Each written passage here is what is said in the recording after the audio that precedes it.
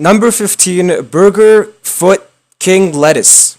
Number 15, Burger King Foot Lettuce. Hey, what is up everyone? Today's video, I bring a lot of good news to top laners like Hashinshin and jungle mains like Kausa. It turns out that all of Hashinshin's bitching and fussing over the last 5 years has finally paid off, and top laners are receiving the changes that they've been asking for quite the long time. The first new change is the release of a new keystone called Conqueror.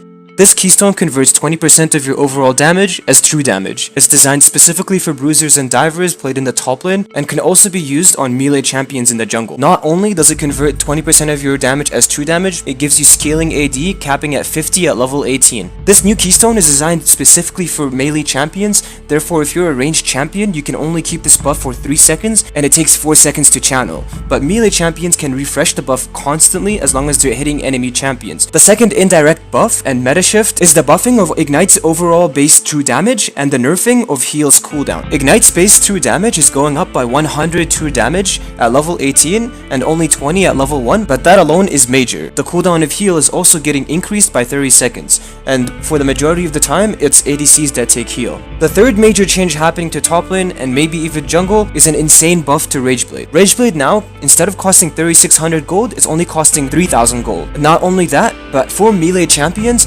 Rageblade will apply on-hit effects after the 3rd hit. Now that I've explained what these buffs do, it's time to start theory crafting and tell you guys what's going to be overpowered and why top and jungle are going to dominate the game, and you can finally start winning more games and having more impact on the game as a top or jungler without having to go full tank. So basically the new keystone Conqueror is going to bring a lot of bruisers back to the meta, as you've already assumed. Renekton, Irelia, Jax, Fiora, Camille, any bruiser that brings out consistent DPS is going to be played a lot more often and will be more impactful throughout the game. Therefore, percent true damage does not fall off late game. This will also make auto-attack reliant champions in the jungle much more viable as well. Xin Zhao, Shyvana, Master Yi, Warwick, Udyr, and many junglers like this will be dominant. If this change actually goes through and Conqueror is at the point where top lane champions can take it and 1v9, they will no longer have to take Flash TP, instead they can take Flash Ignite or other offensive summoners, because Ignite just got buffed as well, making Ignite and Conqueror synergize very well and giving many top laners the potential to actually 1v9. Therefore, 500 true damage late game that applies grievous wounds is insane and can really shut down an ADC.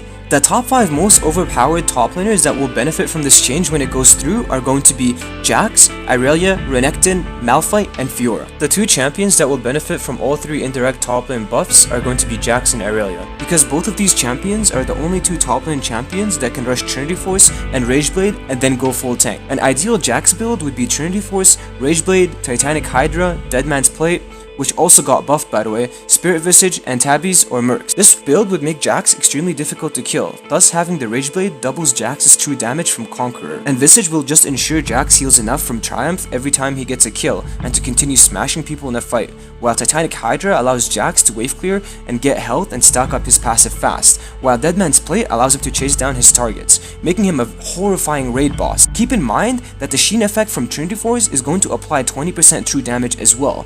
As for Irelia, the same build can be used and both champions will never fall off and will be extremely difficult to kill in teamfights while dealing loads of damage. Because these 2 champions will benefit the most from these changes compared to any other champion in the game, they will either be banned or deciding factors of what else is going to be meta. Renekton is going to be played more often as well because he shuts down both of these champions and he also benefits from Ignite and the Conquer buffs. Fiora will also be played, again because she shuts down those champions, and Malphite will be played frequently because he shuts down bruisers whenever they are popular. What this means for the ADC role is that since top lane is going to be a more dominant lane, utility ADCs will be back in the meta as well. Champions like Jhin, Ashe, Ezreal, Sivir will be quite popular again because they can impact the game without having to put up with bruisers face on. Champions like Kalista, Vayne, Kai'Sa, and Xayah who have to get in your face are not going to be as impactful because whenever bruisers are strong, these ADCs tend to be useless. As for support cores, the majority of supports synergize really well with bruisers, therefore most will be effective regardless of what you pick. most except for Bard and Thresh, because they take way too much skill and offer very limited team impact compared to other supports. Keep in mind that because ADCs are no longer meta, we can expect to see more supports like Brand, Zyra, and Veigar, but of course, Janna, Braum, Soraka, and healing supports will always be impactful regardless of what meta. In my opinion, the two strongest supports, however, are most likely going to be Rakan and Lulu, because of how well they can help a Bruiser dive the backline.